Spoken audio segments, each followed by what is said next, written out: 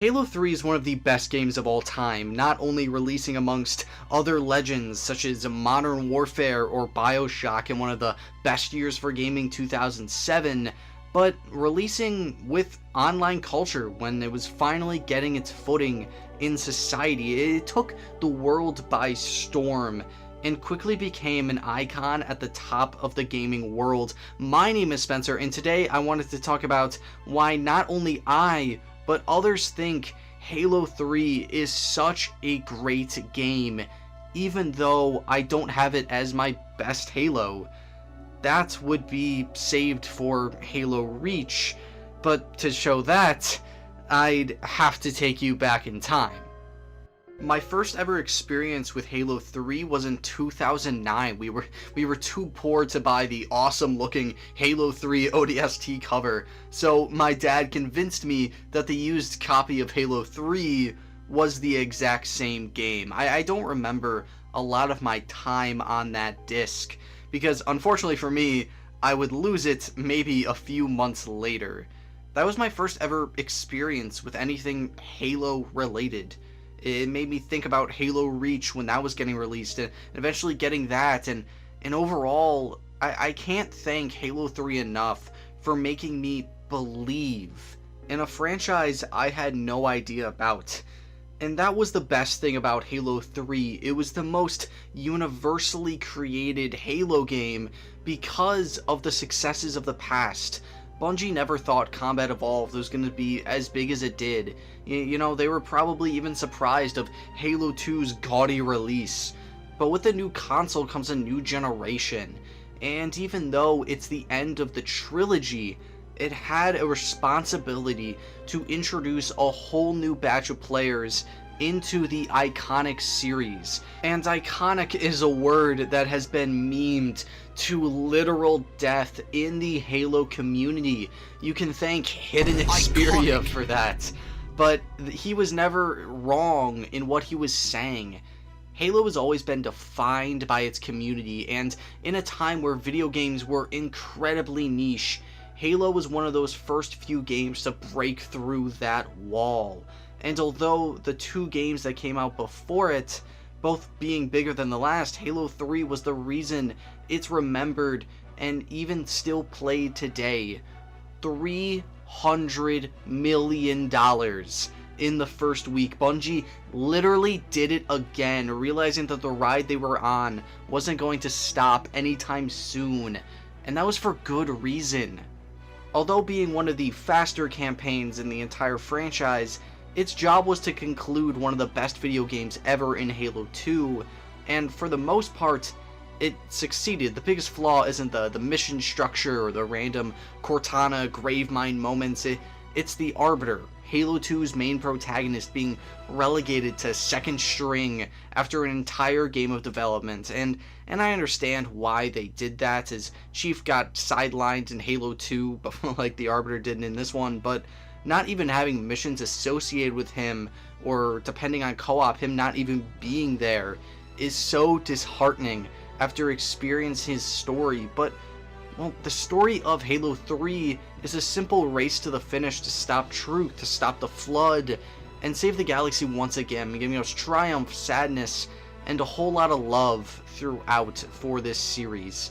This campaign is one I come back to time and time again, and for good reason, and although it's not as good as Halo 2, it's still one of the best in the franchise. But the iconacy of Halo 3 can really be tied down to the social features it provided.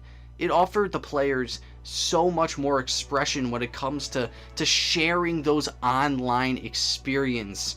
Theater mode was introduced, so you didn't have to record every single game off of a web camera pointed at your box TV that looked terrible. You were able to just clip specific parts, put it on a file share for your friends to look at, and maybe get the infamous recon armor from Bungie. Forge, the ability to make your own maps from whatever the sandbox gave you, which sparked a whole community around custom games. You weren't solely relying on the developer to continue to make the content for you. Instead, take what they made and what they added in the DLC to create the most iconic custom games that we still have in the Halo community today. Fat Man, Dunk Hunt, parkour maps, racetracks, all started right here thanks to Bungie's innovation to just let the player control the sandbox.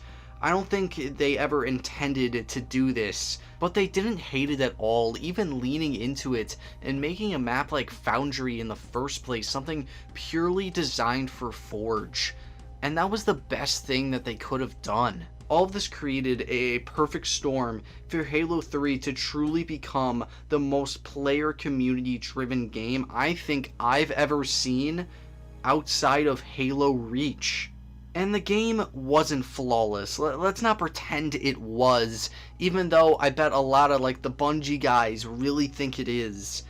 It's always good to highlight the best parts of these games to show the people in charge that stuff like this, like the armor unlock system was fantastic.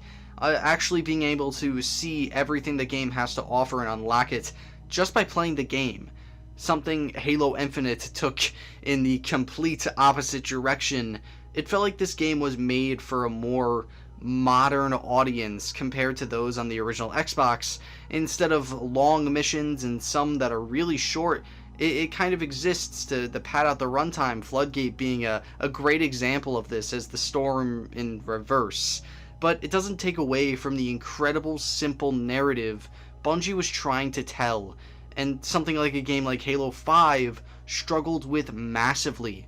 Or even the difficulties with Forge that would be fixed with Reach, 4, 5, Infinite, and continuing on probably for the rest of my time. And I say all of this to wrap around to Halo 3 is iconic. Not for one thing, as you can point out a flaw in every aspect of the game. But it's not iconic for one thing, it's iconic for the sum of its parts. It changed how we look at ideas like social interaction online with the help of the 360, and it concluded one of the most amazing trilogies in gaming. All the while not being flawless. I will always thank Halo 3 for getting me interested into the Halo series. A community I'm still a part of even today, where I met my oldest friends, where I still make machinimas on, where I still make content on. And for that, it's iconic, and it's an iconic beauty that I still go back and play today. And I bet you have as well. Thank you so much for watching. If you enjoy what I do, maybe consider checking out some other stuff. Thank you so much.